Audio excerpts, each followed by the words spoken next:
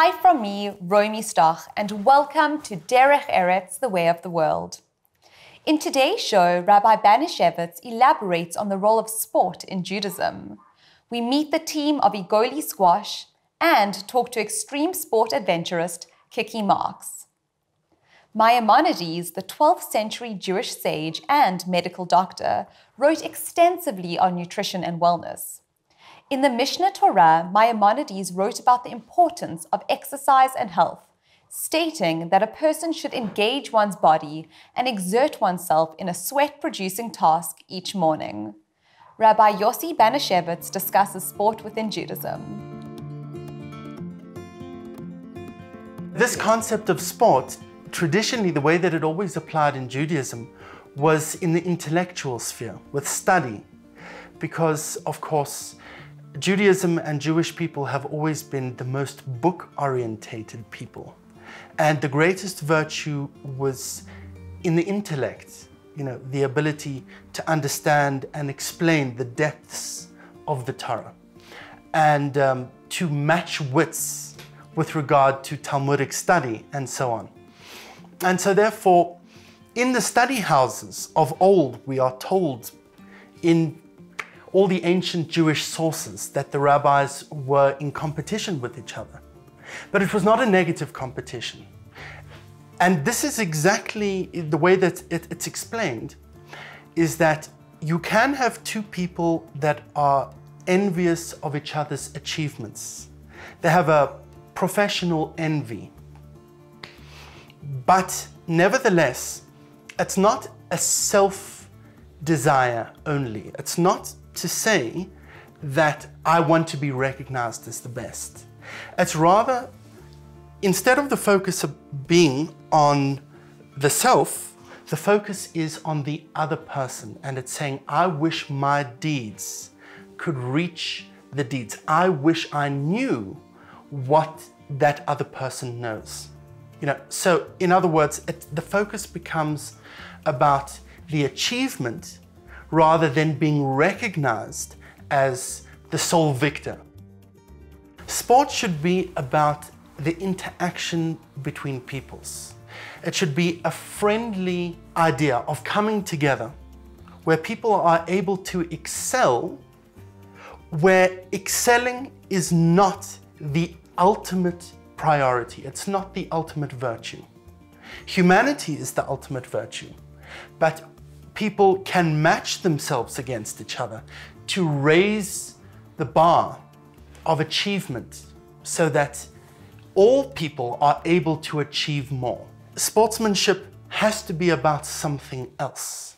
It has to be about something that is not entirely self-orientated, about the supremacy of self. Because if you believe in God, as of course that is the basis of Judaism and everything Jewish, then no person is a god. There's no such thing as this Olympic statue of a man that, has achieved in physical athletics or in intellectual athletics or in any area of human achievement where he becomes some kind of a demigod, that he is now worshipped as a godly type of person. Rather, in Judaism, it has always been that the achievement was for the sake of spreading the glory of God in an ever greater way. And the competition then becomes that each person would like to be a greater vessel through which God is able to speak in the world. So in the context of sport, when one achieves physically and breaks the best time in a race, or does the most outstanding athletics routine, what that does is it uplifts the spirit of people all over the world. People will watch that and they'll be amazed.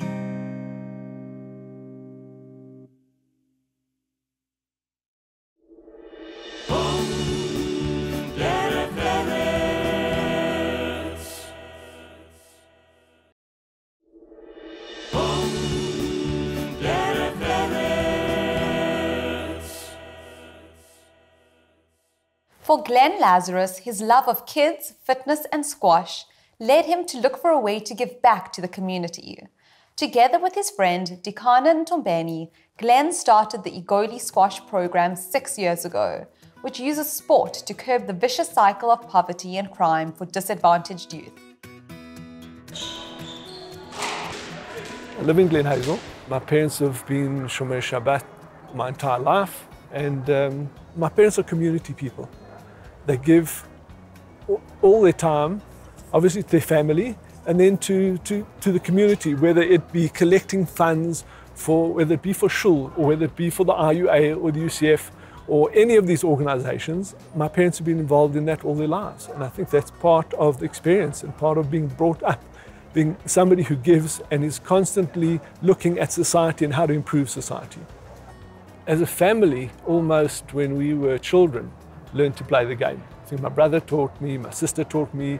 We had friends who had a squash court in Glen Hazel, and that's where I think it all sparked. I've been playing since 2003, I believe, and Glenn found me in 2009. And then he picked me up, drove all the way to Soweto, and I showed him around, he met the kids, and it's been an amazing journey through the years. So it was almost 8 years ago, I think about 8 years ago. One day we had a discussion and we said, well, you know, we both got a lot out of squash. We said, let's have a Sunday or a weekend session where we'll get some kids to have some fun on the squash court. And it started off with one weekend where we expected 20 or 30 kids to arrive, and over 300 kids arrived on the day. We used a facility in Soweto which had 2 squash courts, one that had lights and one that didn't. So it was quite a challenge, and we got some of the community involved, and we got some friends, and we got some of the parents just to come and participate. And we saw the enthusiasm of the kids, and that enthusiasm is what really, I think, groomed the program. And the rest, as they say, is history. We initially started as a sport-specific organization, but we realized that there are so many social ills that youths face within their communities. So we decided to inculcate life skills, academic support, such that we raise up the players to develop, to be champions, not only in the sport, but in the whole spectrum. I started playing here when I was in grade 8. I was still like first year of high school, and then I didn't know what squash was. Then there was a teacher of mine who was teaching me, my English teacher. So he introduced the game to me. He explained to me, actually I got interested, and then when I came here, it was so tough. I was thinking, what am I going to do with this game? But then as I got to learn more, you know, get more coaching and stuff like that, and then I started being interested in the game. Squash, we use it as a vehicle, you know. Yes, we want to produce champions, and that's part of our main goals. But after all of that, we want them to become leaders in the communities. We want them to become good members of the society. So we don't just look at them as squash players. We go beyond that. We follow their grades. Are they doing well at school?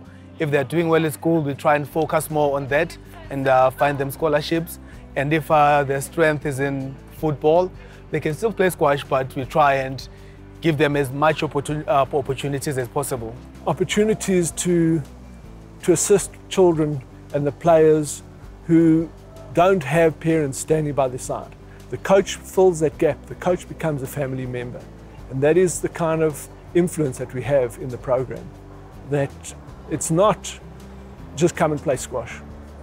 You learn a lifestyle. You learn to be a phenomenal citizen of South Africa.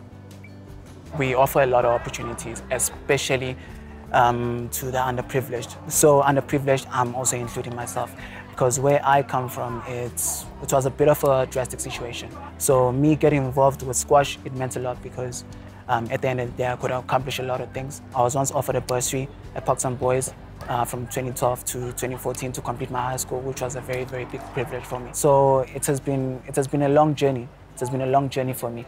It has given me an opportunity to intermingle with different people, to network with different people. It's been a roller coaster, if I can say. With this program, it's not just about the sport. We're more like a family. There's life skills, we get advices, there's homework groups and stuff like that. So it's not just a sport thing. It's more like a family. We're there for each other. So it keeps you away from all these bad things. Like you spend most of your time here. If you're not at school, you're here. So it's more like, I would say, it's more like a second family that you have. Growing up and going to King David High School and kids going to Yeshiva College and everything, for me, Maccabi was one of the fantastic opportunities to go and play and meet people from the whole world and participate and share ideas and meet free people, from Jews specifically from all over the world. But because of my involvement in developing squash and thinking and the feeling that we need to give back as society, I've always involved Egoli with Maccabi. So it's the first time in over 20 years that we're taking both boys and girls to the game. And I thought it was a phenomenal opportunity to give somebody like Dikana a chance to go and see what Israel is about. And also to bring that back when he came after the tournament. I'm going there as the coach for Maccabi. And Maccabi is a group of student kids who are Jewish. And they participate once. It's almost like the Olympics of the players there. So I'm going as their coach this year and try and win it for South Africa this year. It's a great opportunity. And again, for the kids coming behind me, they can see if we work hard, this is how far the sport can take us. And that makes me tick. You know, I wake up and I want to do more and more and more. I think one of the key things that I've learned is not to be afraid of just chatting to people. Often, if we look at guys arriving at the court, people are fairly subdued. Being able to talk and communicate and share, that is, I think, one of the biggest things. It has taught me how to actually be with people, talk to people, because sometimes we just, we present stuff like relating to life skills. We talk to each other, and stuff like that. It has also taught me because I was a junior coach. I coach sometimes just as a junior helping out. So it has taught me to deal with different people, from different backgrounds and stuff. Everything happens for a reason. And there's something bigger than us. So right throughout Egoli, there's no doubt I've seen the hand of Hashem in what we do. Every step that we take, in every aspect of my life, and in the sports world, the way I've seen things happen, they've happened because there's been a factor that I haven't controlled. And that is what has impacted most on this program. Glenn is a go-getter. He is someone who doesn't give up. He's someone who's got the passion of working with disadvantaged communities. And actually through Egoli Squash has actually come out as one of the biggest development programs, not only in Gauteng, but in South Africa as a whole. The saying is, Im ein Derech Eretz, ein Torah. And in my world, I live in a religious environment, but a secular world. And I work in a secular environment. And Derech Eretz is something that not everybody has. I think it's something that people need to learn about. Being a good person, being somebody who's prepared to give and listen and understand, and not just be a person who's out there just trying to take and live for themselves. It's about being a person who can contribute to society.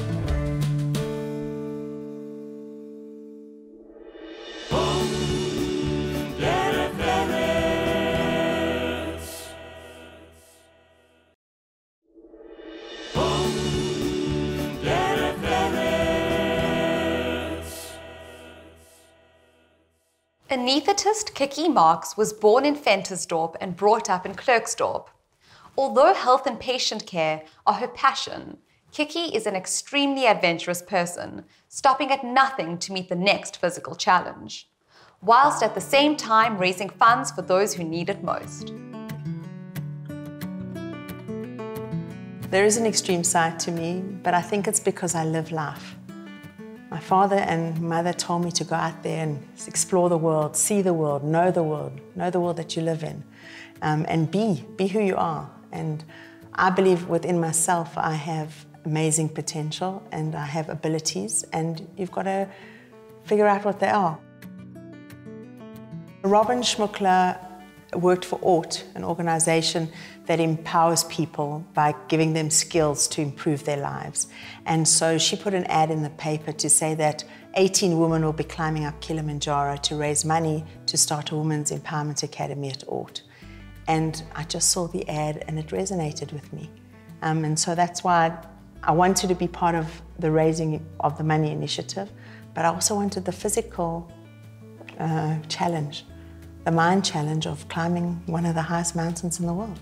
I met Hickey when I went to her Bonim camp, and at the ripe old age of 16, and I won't give my age away, but 31 years later, our friendship is as strong as ever. And one thing I know about Hickey is that when she sets her goals, no matter how difficult or whatever the challenges are, she faces them and she shines through. Well, I think it was incredible that 18 women came together, not just Jewish. We had one girl who was Muslim, we had 2 Christian girls, the rest of the girls were Jewish. What's important in life is you see a person. It doesn't really matter what color they are, what their religion is, it's about tolerance. And we just got on really well. We were there to do something wonderful. We were there to challenge ourselves individually, we were there to help each other get up the mountain. I mean, our wish was that every single person get up the mountain. And then we were there to create a difference in the world. And we raised in excess of 800,000 Rand to start a Women's Empowerment Academy.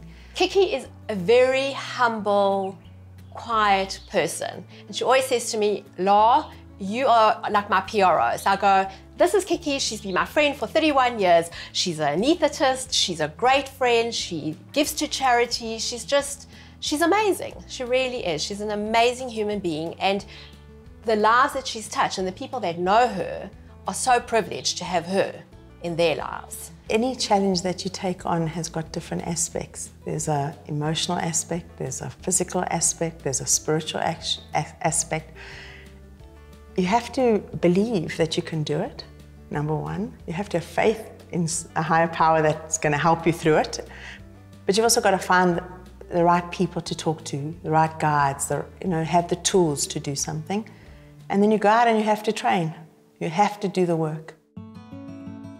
Something that I've always loved is swimming. I used to swim as a kid, and I thought, what could I do with swimming? And I heard about the Freedom Swim, which is a swim from Robben Island to Big Bay in Bloberg Strand. And I thought, I'm going to do it. But when I found out about it, they said to me, there's sharks. And I thought, there's no ways I'm doing this. But then Robin Schmuckler phoned me a few weeks later and she said, we're going to do a swim. That's going to be our next charity event or fundraising event. And I said, we can't do it, there's sharks. And she said, no, there aren't sharks. She's met this man, Theodore Yach. He's done it at that stage 62 times. And he said, there aren't sharks. And so that's what happened. A group of us decided we're going to swim Robben Island. And we started swimming together at Sydenham Pool. And we're training every morning. And 3 months later, we swam on the 24th of November, 2013. 18 non-professional swimmers, amateur swimmers, swam from Robben Island to Big Bay, and it was incredible. It was an absolutely incredible feat for all of us. It was just life-changing. I think I have an inner determination and drive. I'm not a person who kind of gives up very easily. I was going to do that swim. I believe in myself. I believe in my ability. So I just got in the water and swam. It was my happy place. It's a great place to be. I love the sea. I respect the sea, but I love it. And on that day, we didn't know what to expect. We didn't know what was going to happen, but we were going to do it. I think Hickey just gets on with it. She does whatever has to be done, no matter how hard the challenge is, by waking up at 3 o'clock in the morning, because she knows she's got X amount of kilometers that she has to swim, or she's got a list where she's going to be in theatre for 6 hours. Who knows? As hectic and daunting as it is, I just think it's her amazing character and maybe the way she was brought up. As a little girl, I used to swim a lot. I spent a lot of time in the water, and I must have heard it one day. I heard about someone who'd swum the English Channel, and I looked up what it was, and I said to my parents, I'm going to swim the English Channel one day. And swimming the English Channel was something I really wanted to do. It was my challenge. It was something that I wanted to achieve. I dreamt about it for years, and I then decided to do it. And I worked hard. I worked hard before the swim. I worked hard on the day. It was a hard swim, but I loved it. I loved every minute of it. I swam for over 19.5 hours and in excess of 40 kilometers. The distance is actually only 33.5, not only, but it was 33.5. But unfortunately, there's a lot of current, and I spent 3 hours trying to cross 400 meters at the end. I was only 400 meters away from the beach, and I didn't make it. The blessing of not finishing the swim is the impact I think it's had on so many other people that I never even knew about and have only found out when I got back from my swim. I've got the most amazing messages and love and kindness from not only my family and my friends, but also from complete strangers. Were watching my swim and following my swim and were affected by my swim. And I never ever imagined that would happen, or that just me, the girl from Clarksville getting in the water and doing a swim would have an impact on someone else's life. You know, you don't set out to do that. I set out to do something for me, but it seemed to have had a massive effect on other people. One of the things I learned about not finishing last year is that you can't beat nature. The bottom line is we're not in control. Hashem is, and it is what it is. I wasn't meant to finish. Where I ended was exactly where I was meant to be. It's enriched my life in so many other ways that in some ways I don't need to go back and do the channel, because my life is richer and fuller because I didn't finish it. And I've learned so many lessons from it myself, and I've grown as a person myself. But there's that little thing inside of me that also says, just go back and finish it. Finish it. You have the ability, you have the drive, you have the want, you have the will. Go and do it. So I'm going to try. To me, Derech Eretz is the path that you take. It's the decisions that you make along the way, what you bring into your life, what you're prepared to give away. It's how you live your life. It's the path. It's the journey. If I look at my own life, the journey that I'm on is incredible. I've taken up so many different challenges, met amazing, amazing people, learned from each and every one of them. It's about living a good life. It's about being a good person. It's about being kind, compassionate, empathic. It's about being part of something great. Former Liverpool and Chelsea soccer star Yossi Benayoun said, "I am not interested in the goals I scored, but rather the team performance." If you have missed any of our past episodes of Derech Eretz, you will be able to watch them on our Derech Eretz Connect YouTube channel. From me, Romy Stach, and the Derech Eretz team, remember, fitness is a lifestyle with no finish line.